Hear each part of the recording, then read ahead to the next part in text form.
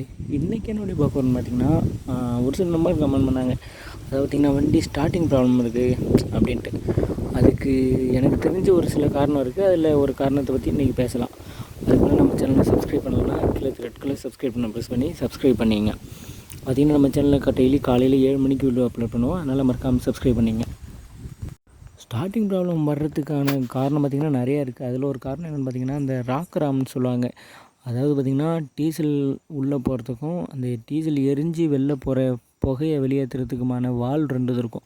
அந்த 2 வால்வ் வந்து கரெக்டான டைமிங்கில் போயிட்டு வந்தால் தான், அதை ஓப்பன் க்ளோஸ் ஆனால் தான் உங்களுக்கு வந்து ஸ்டார்டிங் ப்ராப்ளமே இருக்காது.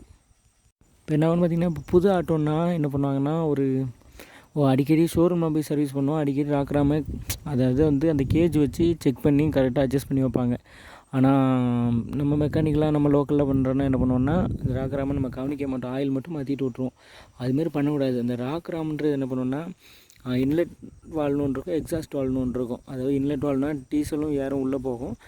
எக்ஸாஸ்ட் வால்வ்ன்றது இந்த டீசல் எரிஞ்ச டீசல் வந்து புகையாக வெளில போகும். அந்த 2 வால்வும் வந்து கரெக்டாக ஓப்பன் க்ளோஸ் பண்ணால் தான் வந்து பார்த்திங்கன்னா கரெக்டான டைமிங்கில் ஓப்பன் ஆகி கரெக்டான டைமில் க்ளோஸ் ஆனால் தான் டீசல் கரெக்டாக வந்துட்டு புகை வந்து வெளில போகும்.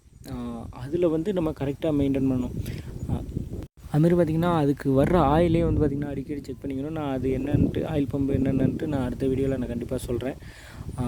இப்போ பார்த்திங்கன்னா அந்த கரெக்டாக அதோட ஆயில் சர்க்குலேஷன் எல்லாம் கரெக்டாக இருந்து அது கரெக்டாக ஓப்பன் க்ளோஸ் ஆச்சுன்னு வைங்களேன். அந்த கேப் ஒன்று பார்ப்பாங்க ஒரு கேஜ் வச்சு. அதுமாரி அந்த ராக்ராம் வந்து அசைச்சு பார்ப்பாங்க. நிறைய பேர் தெரிஞ்சிருக்கும். இந்த ஹெட்டுக்கு மேலே ஒரு ஆயில் ஊற்றும்ல, அதை பார்த்திங்கன்னா 3 அலைன் போல்ட் இருக்கும். அந்த இதை ரிமூவ் பண்ணிட்டு அட்ஜஸ்ட் பண்ணுவாங்க. நிறைய பேர் பார்த்துருப்பீங்க, ஆட்டோ நண்பர்களுக்கு தெரியும். அதை அட்ஜஸ்ட் பண்ணிங்கன்னா போதும், இந்த பிரச்சனை வராது. அதனால் நீங்கள் கரெக்டாக அதை செக் பண்ணிங்க. இந்த வீடியோ பிடிச்சி லைக் பண்ணி நம்ம சேனல் மறக்காமல் சப்ஸ்கிரைப் பண்ணுங்கள்.